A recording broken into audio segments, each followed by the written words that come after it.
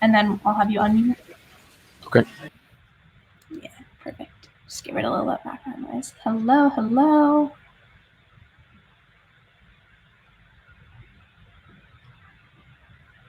Welcome everyone joining today. Our first event on this new platform. So we'll get started in just another minute, letting people join in. If you want to just take a moment, go ahead into the chat, say hello, let us know where you're joining from. Again, we'll get started in just a minute.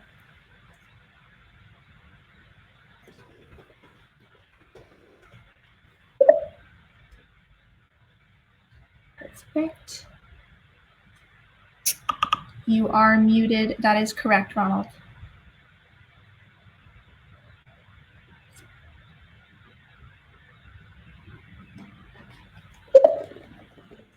Video and audio, yep. I'll go over that during my little spiel at the beginning here, but Dane and I will be the only ones with video and audio today. Otherwise, we will just be taking questions and thoughts throughout the presentation on this chat feature here. Go ahead and see if I can mute my chat feature. Great, I don't have to get up. Oh. Good one. Lucky you relaxing.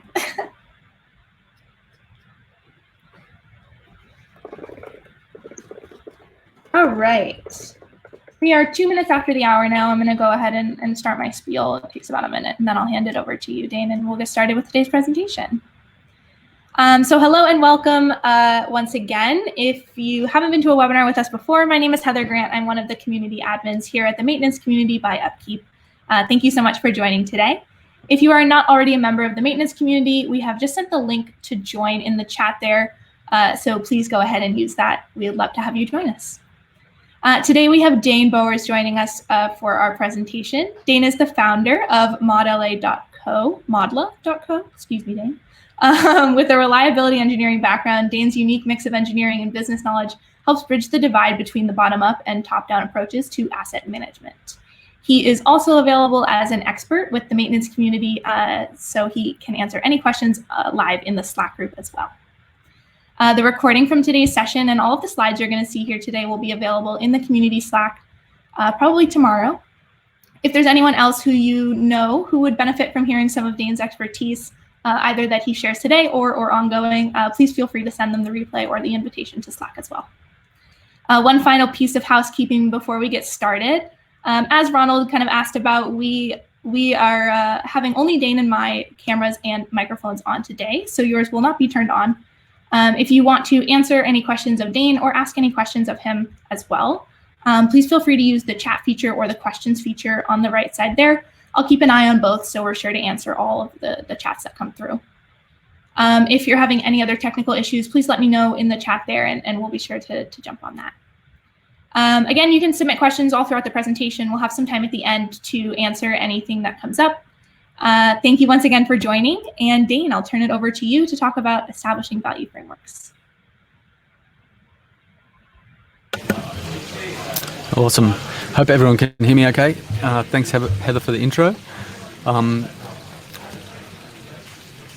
My name's Dane. I am the founder of modla.co, which is an online asset analytics and collaboration platform for asset management professionals. I've been working with value frameworks for the last probably 5-6 years, and I've implemented them at quite a few Australian distribution network operators and transmission network operators, so electrical utilities mainly. And so this presentation is going to come across with that sort of lens, but I'm going to try and relate it back to a bunch of different other industries and things as well. The idea for this presentation is basically just an introduction to value and value frameworks, what they are, how they work, and those kind of things. It's pretty high level. We're not going to go down into the detail too much. And if you've got questions, more detailed questions, happy to answer them at the end or in a subsequent session. The time frame for this, I'm aiming for 30 to 45 minutes to leave space for questions at the end. And hopefully we've got plenty of time for that as well. So I'm going to start off with generic definitions. So everyone's talking the same language. This is just a copy paste from Google as to what value is, and I'm going to read it word for word. So it says the regard that something is held to deserve, the importance, worth, or usefulness of something. And what we want to focus on is the importance or the worth, because that's really what how you kind of view value in both a personal context, but also in a business context as well. And we use value frameworks to make decisions based on that importance or that worth of anything. And so we're going to look at things through like a maintenance lens, as well as like personal experience, buying holidays, buying cars, that kind of thing. And so hopefully it makes sense in all contexts of the word value. So I'm going to start off with an example, and this is like a bit of a thought experiment, and it'll illustrate the point of value frameworks. So here's a hypothetical. I'll give you $50,000, each of you that are in chat or listening, and you're to go and buy a car. Okay, think about, just for a second, think about what car you would go and buy with that $50,000.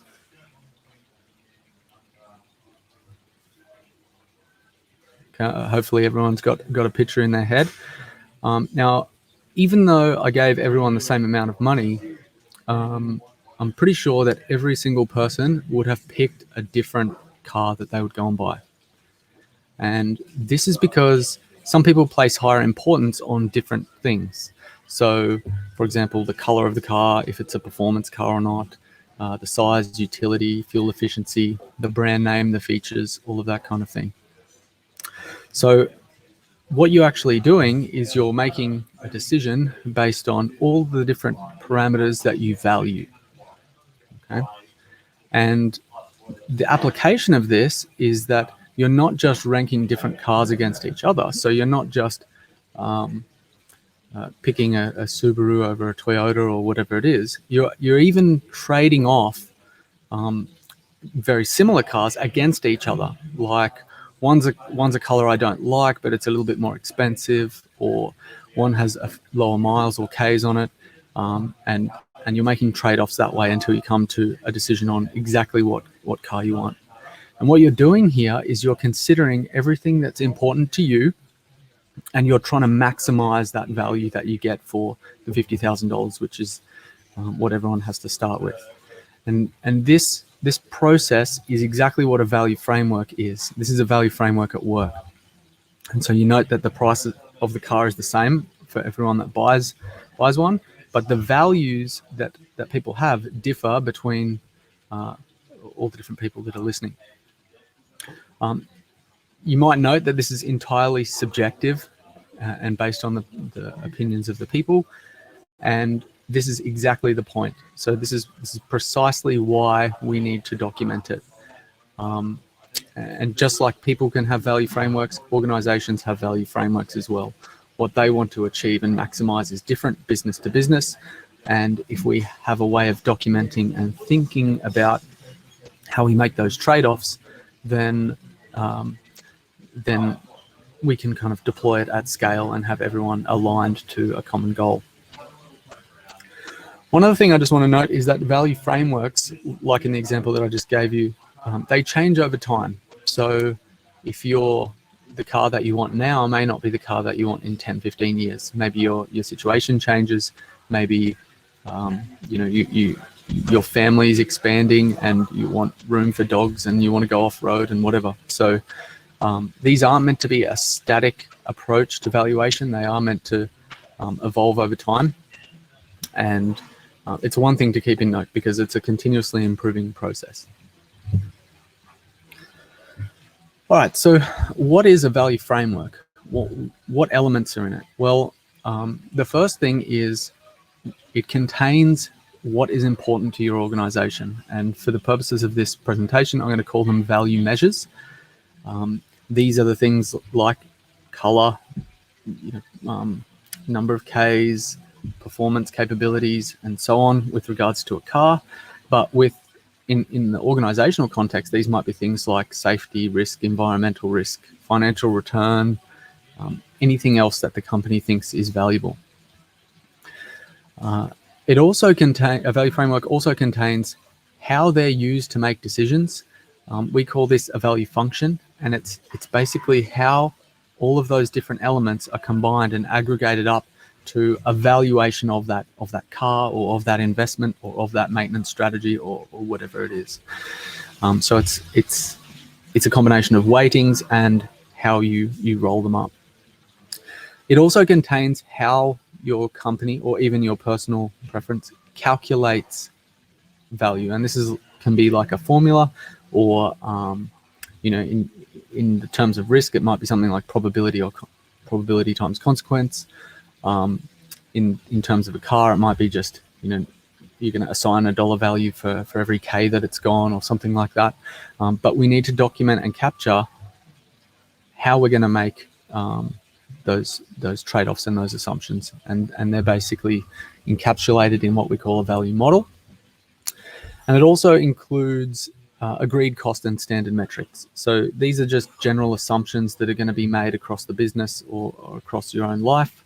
And they're documented and transparent for everyone to see. So for example, what's the dollar value that I'm going to put on an oil spill that's over 500 liters, or whatever it is. We can write down what the levels are, and the definitions, and the agreed values for all of those things, and then they become transparent. So the purpose of the value framework is to assess value and risk of things like a single asset, of variance in strategies, or projects that you want to do, like capital or operational projects. And it can be applied all the way from bottom up level, like asset level, through investments to portfolios of investments, to entire business 10-year plans, and so on. It's transparent, it's repeatable, and it's consistent, and it provides that traceability between the lowest level decisions all the way up to corporate strategic objectives. So to build one out, there's typically 6 steps. The first step is to define what's important to your organization. So this is listing out all the value measures. This is like a brainstorming exercise usually. Then consideration about how we combine those into a single valuation, or the value function. We define all the common events, costs, and assumptions. We build the models or calculations that we want to make standard across the business. And then we go and apply them to all different things like risk assessments, assets, projects and investments, and that kind of thing. And then we use the results of that to circle back and validate it. Okay. So the first step is creating value measures. As I said before, a value measure is like something that is important to your organization. It represents an important point of measurement, so you need to be able to measure it. That's a key thing. And it may or may not have economic value. They usually fall into one of the following categories. So we have benefits, things that sort of add positive value to the business, like financial return and so on. There's costs, there's risks, and there's anything else that you want to track. Some examples. The first example here is for the car that we were just thinking about. You might choose the benefits as being, style, performance, room for the dog, off-road capabilities, that kind of thing. The costs might be the car costs or ongoing costs like fuel consumption. Risks could be reliability of the car, resale value, for example, and maybe something else of interest that you want to track is something like tire wear. In terms of business application, this might be something like financial return is a benefit. The cost is the cost of the investment or the project that you're doing. The risks that it can either bring or expose you to or mitigate could be things like bushfire risk, capex impact, compliance risk, environmental risk, safety. All of the typical stuff that you find in a risk matrix usually falls under the risk category in a value framework. And then the other metrics for a business might be things like KPIs, number of compliance breaches and fire starts, and so on. So I'm going to give you an example now of an Australian distribution network operator. So this is an electricity distribution utility. I think this one's a few years old now, but you'll get the point. What we want to do here is, once we list out all of the different value measures that this company has, we want to link them back to the strategic objectives. Okay, so for their set of risks, they had something that looked similar to this. So there was your typical safety, reputation, environment, environmental things. They also wanted to track bushfire risk and value of customer reliability, and employee utilization, and a few other ones in there as well. On the benefits side, all they had was financial return, and on the cost side, they had investment cost. Okay. So now we link those to the strategic objectives. They had four main ones at the time of writing. It was customer outcomes, operational excellence, sustainability, and stakeholder engagement. Now this looks like a simplified, let's see if I can get a little laser pointer going here. Laser pointer, here we are. It looks like a simplified, just they link, but what you really want to do is not just draw a line like this. You want to link each specific value measure to its strategic objectives. So for example, sustainability might be financial return, environmental risk, safety risk, and anything else that relates to sustainability. You draw the line between it and link to it. And you go through that same process for the other strategic objectives here and link it all up. And what this does is it clearly defines the sort of links between the decisions you make day to day and the strategic objectives. So if you delivered a project that mitigated some safety risk and generated some financial return, you would understand that it's contributing to both the operational excellence and maybe sustainability strategic objectives. Okay. All right, so step 2.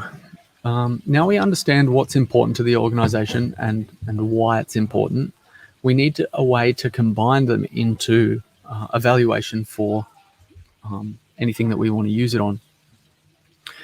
And so a value function is essentially just a collection of value measures that have economic value with certain weightings. And here's an example of one. And again, we're going to go back to the car example because that's the personal one that's easiest. Let's say I value performance, color, look, size, miles, and age. Probably value a lot more than that, but let's just start with this as a working set. And some of the costs would be the initial car cost and the maintenance cost. Now, this is like a weighting framework. So what this is saying is that I value looks twice as much as color, or size 50% more than looks, and so on. And so what you really want to do is try and level this out and have them all very similar, and I'll explain why in a second. But what this weighting does is allow you to play with when you're running different scenarios and things to weight certain attributes more or less and see what the sensitivity is on your decisions. With regards to the Australian Distribution Network Operator, this was their value function, and you can see everything is weighted at 1, which means that $1 of compliance risk mitigation would be equal to $1 of financial return, would be equal to $1 of IT risk, and so on, which allows you to trade those off against each other. Investment cost is negative, obviously, because it's a cost on the cost benefit side of the equation. And the safety element, what they've done here is multiplied everything by 3. It's got a 3 times weighting. And so what they want to do with that is, I'm not sure if you have this over in the States, but we have the as low as reasonably practicable legislation that says you must mitigate safety risks to a level that's as low as practicable, and if you don't, then you're opening yourself up to litigation and so on. And so this 3 times multiplier is basically saying that this Australian D&O is willing to spend 3 times the amount of money to prevent a safety injury than it would cost them if that safety injury occurred. Okay. All right, so now we know what's important to us, how we're going to combine them. We need to start putting values against things, and this is the hard part. So we need to actually start quantifying all of the different value measures that are in our framework. And so the first thing you want to do is decide on a common approach to valuation. And the two main ones, there's more than two, but the two main ones that I've seen being used a lot are direct cost, which is what does this safety event cost you? What does this environment event cost you? What does the let's say for the purposes of a car, what does the extra red paint cost you? It might be $400 to get red paint. And the benefits with this is that it's very easy to quantify, but it may undervalue some different risk types. The other way of looking at it is the cost to prevent or obtain. And so this one is not so easy to quantify, but it gives you more realistic outputs. And what I mean by cost to prevent or obtain, it's like, what would you as a business be willing to pay to prevent that safety event from occurring? Or in the case of a car, what would you be willing to pay for red paint if they didn't offer it for $400 as an extra? What would you be willing to pay? And that's what the value that you would put on that color of choice. Once we've determined how we're going to quantify the different values, we then need to decide if each of the measures is discrete or continuous. And to give you an example, discrete events are things that occur in typically levels, and so safety is a good example. Usually there's lost time injuries, medical treatment injuries, fatalities, minor injuries, all of those kind of things. They're kind of like fixed levels according to a risk matrix. But then there's also measures that are continuous or on a spectrum. And so these would be things like financial return. It can be anything between zero and trillions of dollars or infinite. Like, it just goes up and every dollar counts. So we need to go through each of the measures and determine if they're discrete or continuous. And it's I'll give you another example. In terms of a car, it could be things like number of kilometers on it, and so on. Or the discrete ones could be things like the different colors are discrete colors. So events or discrete risks can also be thought of as levels of risk. And you can even take continuous spectrums of risk and actually make them discrete by putting them into buckets. This is essentially what a risk matrix does. But you can split them up depending on the risk type. So while a risk matrix might be 5 by 5 or 7 by 7 or whatever it is, we get free rein here to divide them however we want. Some examples of these are like environmental oil spills. We can have 0 liters all the way up to thousands and thousands of liters, but we might say, for the purposes of a value framework, that there's really only 3 levels that matter to us as a business, and it might be less than 100, between 100 and 500, and greater than 500, because they have different, let's say, reporting consequences for regulators, or different costs. You might have to get a bigger sweep up kit if it's over 500 liters or something like that. So we can draw the boundaries wherever we want, but in a second we're going to have to put costs against them. So you've got to be mindful of that, where you draw the lines. Bushfire risk, for example, we might just say like a small bushfire or a large bushfire, and that's good enough for us. With regards to a car, as I said before, colors might be the discrete levels, and miles or kilometers might be the continuous spectrum. Quantizing discrete risks into events has some extra benefits because it allows us to cascade them. And I'll just talk through this example real quickly. You might start with an asset failure. It leads to potentially a fatality, an environmental oil spill, and maybe it might start a bushfire. But then that bushfire could also lead to more fatalities and environmental vegetation damage. So this is very similar to a fault tree or a cause-effect diagram, if you've used those before, with each of the arrows representing a probability that the next event occurs. And if we look at rolling up the risks like this into discrete levels, we can then probability sum them all the way back up to the top and figure out what an asset failure due to a specific cause might cost us. All right, so Now we need to start putting values against each of the different levels that we've split out from a discrete point of view, and a dollar value against all of our continuous measures. So oil spills, let's just pick numbers up here out of our head. These would obviously be based from the business or the company's point of view, but I'm just going to make numbers up. So let's say less than 100 litres is worth about $10,000 to us, and an oil spill is worth about $70,000. We need to make sure that this includes everything associated with this oil spill event. So it's cleanup costs, fines, replacement oil, media coverage, et cetera, and some of those components, like media coverage, again, may be subjective, but we need to put a value on it. Essentially what we're doing here is monetizing all of the risks and events that could happen. The red paint and blue paint values, again, relating back to the car. Okay, so now we've put a value against all the different levels and events. We can start using value models to build up our value measures. So a value model here takes a whole bunch of different inputs. There's a range of different things that can be pulled into a value model. And a value model drives the value measures that we specified before.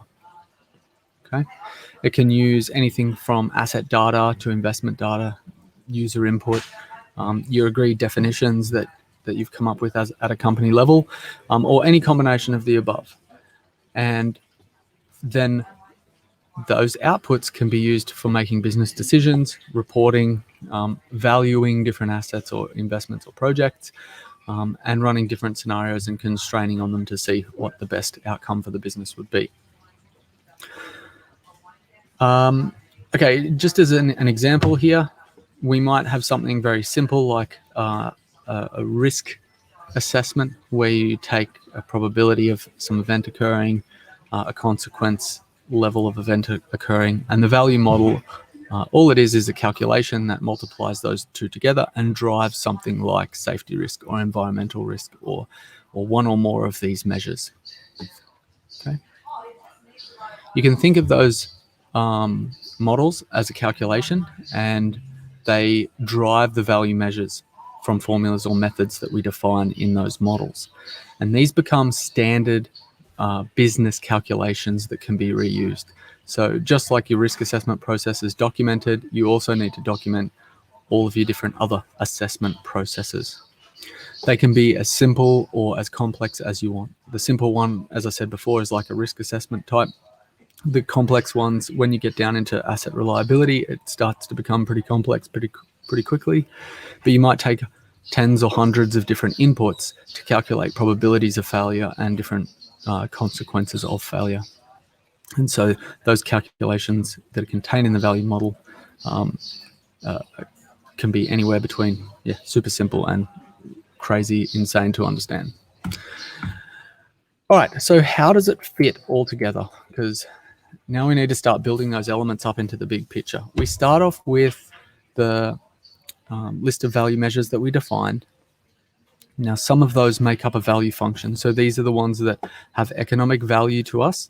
Some of these are just KPIs and things we want to track, but don't account or don't influence like your value calculation or your NPV or whatever it is that you're using to value the decision that you're going to make. Also, we have a bunch of value models. They may be asset related or other things like calculating benefits or calculating employee efficiency or doing risk assessments and so on. And we also have our inputs to those models, which can come from databases or straight from a user or straight from a inspection check sheet or wherever it is that you get that information. And in addition, there's your agreed values down here for different levels of risk and your agreed company standard assumptions and things. And for application of it, you may take one or more of those inputs, pass them through a calculation, and then that drives one or more value measures, which then roll up into a valuation for the project or the asset or whatever it is you're looking at. Another example for an asset might be, asset conditional information, locational information that tells you where it is, and it drives conditional and safety related or environmental related risk measures. Now, everything that you see in this box is part of a value framework. So again, what's important, what we're assuming, and what information we need, and then the models are what calculations are we using. So to give you another example with regards to application to assets, let's say we have a section of gas piping or something like that, and our model takes into account current condition assessment, maybe some historical leaks per 100 meters, location, age, material. These might be standard asset information out of your CMMS or EAM system, the location that it's in, and a replacement cost. They might be the inputs. And then inside this value model here, we're calculating probability of failure, probability of consequence, based on all these inputs. And from that, we're driving all the different risks that section of pipe has, as well as a condition KPI metric and ongoing costs and anything else that comes out in terms of our value measures that we've defined. And then we can use that to report on at an asset level or a fleet level, value that section of pipe and its subsequent replacements and interventions, and constrain on it if we're trying to figure out when and where we should replace that pipe. So just like we can apply it to assets, we can also apply value models and a value framework to investments. And you can think of these as being additive. So we start off with a blank slate and we say, here is a project that we want to do. It has some costs, it has some benefits, and we build those up using the models that we have available to us in our organizational framework. The models can use a whole bunch of different inputs, and most of this stuff we've covered before. We can look at both before and after an intervention is performed. So the refurb project as it is right now, or if we do a certain type of replacement or certain type of maintenance on it, what's it going to look like after? And then we roll those up to a project level to understand what value the project brings. Doing this, it gives employees the tools to justify all of their projects and investments, and using the organization's accepted measures, and therefore delivers to the organization's objectives. A super simple investment might be you're doing a project to cut back some vegetation around a transmission line or something like that, and it costs you almost $50,000 to do it. It delivers some benefit in terms of safety, bushfire risk mitigation, and there's a small amount of network reliability benefit there, because if a fire starts, you may lose a section of that conductor and your network goes down. Okay, so step 6 is validation. This is the final step, and it's basically closing the loop back to the start. Because a lot of the stuff that's within a value framework is assumption driven, we need to then validate that the decisions that we're making are correct. And there's a whole bunch of different ways that we can do that. So we can summate the asset failures if we're looking at assets. So if we run our models across the whole fleet of assets, how many failures and so on is it predicting that's going to come out? Excuse me. And is that in the ballpark of reasonable?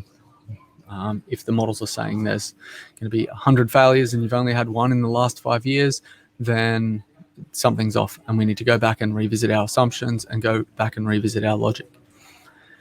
We can compare this to historical values. I'm not super keen on doing this, but it is a good guide just to make sure that we're not out of the ballpark.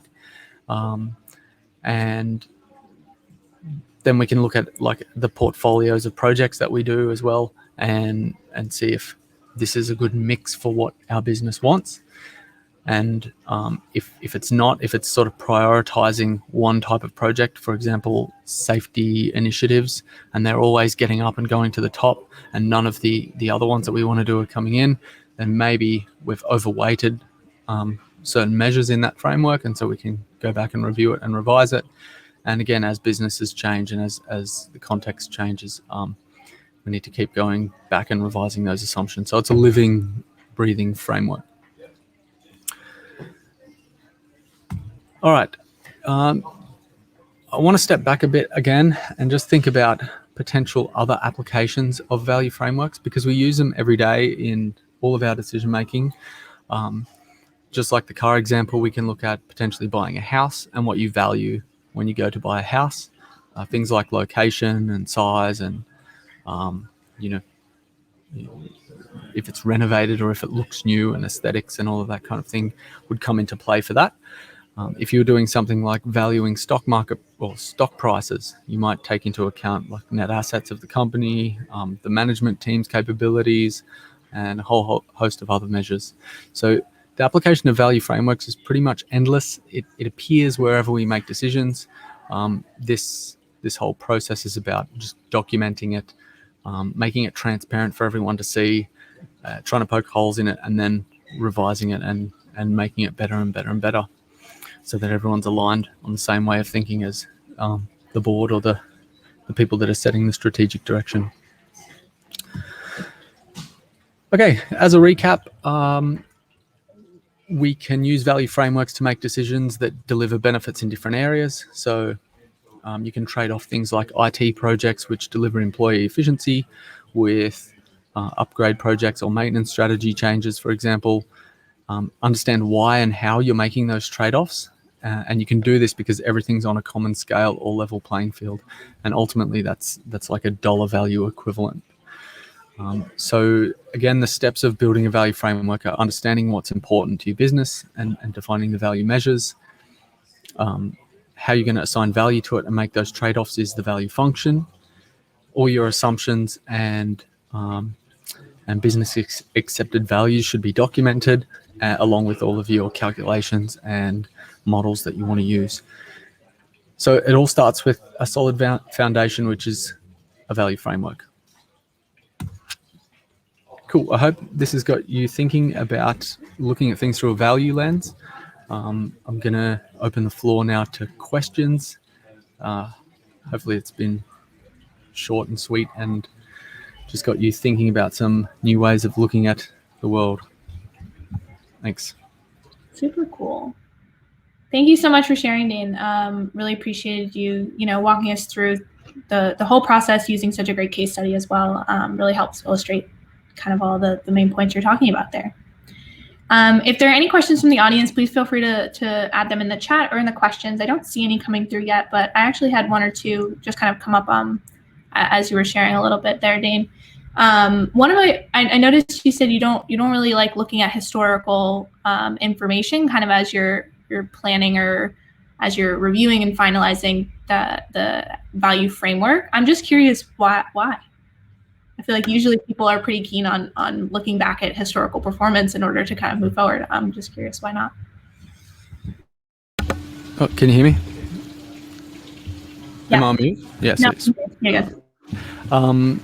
So it's a good question, and there is utility in it, right? Like you do want to look back and make sure that it's at least in line with the sort of the transition from past into the future is sort of in line with each other, and you don't have this massive disconnect there. But one of the things that we deal with a lot at least in this space, is projections of like future costs and future probabilities of failure of different assets and so on. And often, unless they're sort of a really old and well-established business, often there's massive changes in future values compared to the current values. And we see this a lot with like new installations where everything's brand new and they've been running for 5 years or so, and they want to base everything on historical spends and historical number of failures and that kind of thing. But everything gets older, everything starts wearing out and that kind of thing, and you know that it's going to go up. So you don't want it to just say next year you're going to have 10 times the failures. That's a disconnect. But in terms of validating it against what might happen over the next 10, 20 years, it's not a particularly reliable indicator, the historical values. So yeah, you just got to be cautious about using it. Like it's got its utility, and you should use it where possible, but don't just copy paste history into the future. Yeah. Awesome. We have another couple of questions here. One says, can you achieve one perfect value framework model for a business, or is it dynamic? That is a good question. I would say you would never achieve a perfect value framework. It's kind of like the optimization problem, right? Like there is a theoretical global optimum for everything, but you don't know everything. Like there's boundaries to what you know and what you can be expected to find and inform your decisions, and your sort of sphere of, let's say, the boundary of the system that you're modeling, or the boundary of what you know is always changing and expanding, and so you always need to adjust it. You'll never get to a perfect value framework. The key isn't to get to a perfect end goal. It's more to document it, to make it transparent, enable everyone to kind of try and poke holes in it and continuously improve it, and for alignment rather more than anything. Like you can still get the wrong outcomes, but then you can learn from them, go back, fix up the framework, and continue along that cycle. It's better than just sort of running blind and just guesswork and yes, no, do this, don't do this. Yeah. According to someone's assumptions or their preference. Yeah. Yeah, the idea of kind of continuous improvement there, right? Like there's always going to be little things that can be improved. Cool. I have another question here too. This one reads, how long does it take to develop the whole process? And I'll actually tack my own question onto that as well. Who is typically running point on developing a process like this within an organization? Okay, so just from the experience that I've had, you can probably get a workable starting point in a few months. It's a process that you need to involve all different levels of the organization. Ideally, it's a top-down type thing where the board and the execs of a company set the strategic objectives, and then the sort of bottom level up people, the data scientists, the engineers, or whoever it is, try to connect what they're doing with those strategic objectives. So, and then there's like the iterative process of making it all aligned and acceptable and validated and so on. So you can get something started within a few months. And when I've run these before, it's a workshop for defining all the measures, a workshop for defining all of the functions and the value models and so on. And depending on how complex the organization is, it takes longer. But yeah, there's also a whole lot of change management that goes along with it too, right? Like this is a bit of a different way of looking at things for a lot of people, and they need time to process, to understand, okay, well, we're going to be monetizing risk. We're going to be trying to align these so we can make trade-offs between different parts of the business. And so it's not something you can just shove into a business and have it work. It's kind of like a direction they need to choose to go down.